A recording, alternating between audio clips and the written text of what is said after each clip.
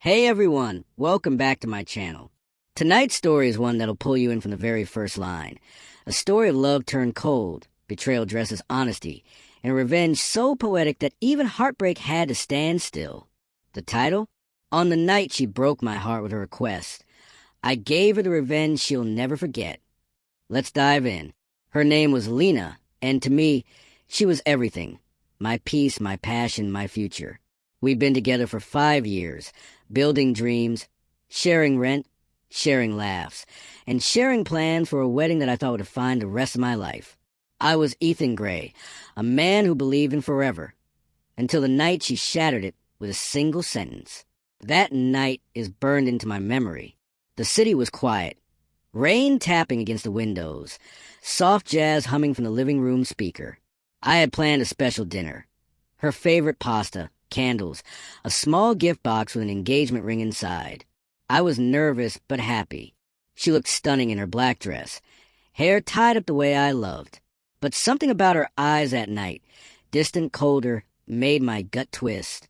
After dinner, she sat across from me, fingers trembling around her wine glass. "Ethan," she said softly, "we need to talk." My heart skipped. You know that line, "we need to talk." It's never followed by good news. Still, I smiled, tried to sound calm. "Sure, what's wrong?" She looked away, swallowed hard, and whispered, "I think I need space. I've met someone else." The world just stopped. I remember the sound of the rain getting louder, the way her lips trembled as she said it, as if she expected me to fight, to beg. But I didn't. I sat there frozen, feeling something inside me collapse and turn to stone. "Who?" I asked quietly. "Someone from work." She said, "It just happened. I didn't plan it. But I can't lie to you anymore." I stared at her, feeling the ring box in my pocket dig into my leg. A cruel reminder of how blind I'd been. The woman I was about to ask to marry me had already replaced me. But she wasn't finished. She looked up, her tone turning strangely calm. "I don't want things to get ugly, Ethan. I still want us to be civil. I was hoping you'd move out of the apartment so I can start fresh." That was it, the final twist of the knife. She wanted me to leave my own place, the one I paid for, so she could bring her new lover into it. My silence must have unnerved her because she added, "Please don't make this harder than it has to be." And that's when I smiled. The kind of smile that doesn't come from joy, but from the birth of an idea. I said softly, "Of course, Lena, you deserve to be happy." Her relief was instant. She smiled, even thanked me, as if I were the one who needed to be comforted. She had no idea what was coming. Over the next few days, I acted perfectly normal. I moved out just like she wanted, told her I'd stay with a friend, and even wished her well. But in reality, I wasn't staying with anyone. I was planning. You see, the apartment wasn't technically ours. It was mine, under my name alone. Every piece of furniture, every bill, every utility, every digital account, all linked to me.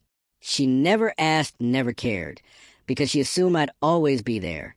So I started my quiet revenge. First, I canceled the automatic rent payment. Then I called the property manager and informed them that I'd be terminating the lease in 2 weeks. "My partner won't be staying there," I said calmly. "Please send her the notice."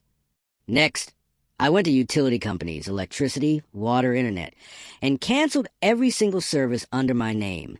I waited until she was all settled in, thinking she'd won. Then I waited for her housewarming post, a picture she uploaded 2 days later with a caption, "New beginnings, red heart." I smiled. That same night, while she was probably curled up with her new man, her lights went out. The water stopped. Her Wi-Fi died. I imagined her confusion turning into panic. But that was just the beginning.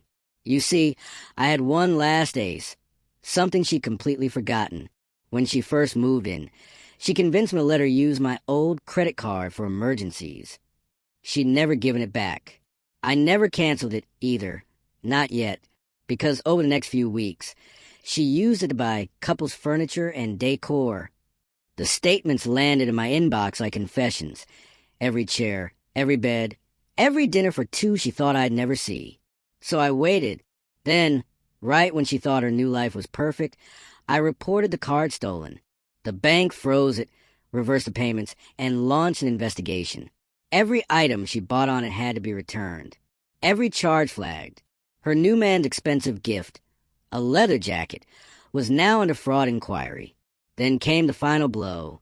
The lease officially ended. She had 48 hours to vacate. I didn't tell her directly. I let the building management handle it. But I did show up on moving day. She was there, standing outside the building, drenched in rain, boxes piled at her feet. "Ethan, please," she said, eyes red. "I didn't think you'd actually." "You didn't think?" I interrupted. "That's the problem." She looked down, shaking. "I'm sorry," she whispered. I nodded slowly. "No, you're not. You're just sorry it backfired." Then I handed her a small box, the one that once held her engagement ring. Inside was a note that said, "This was meant to start our forever. Instead, it ended yours." I walked away without another word. Months passed. I rebuilt my life, focused on my work, and eventually met someone new. Someone real. But I'll never forget that night she broke my heart with her request. Because in that moment, I realized something. Revenge isn't about anger. It's about balance. She took my peace. I took her comfort. She asked me to leave. I made sure she could never return. So, if you're listening to this and someone tries to destroy you, don't shout, don't beg, and don't let them see your pain. Just smile, walk away, and let time deliver your silence as the loudest revenge of all. That's the story of on the night she broke my heart with a request. I gave her the revenge she'll never forget. If you like this story, hit that like button, subscribe, and remember, sometimes the best revenge is calm, calculated, and absolutely unforgettable.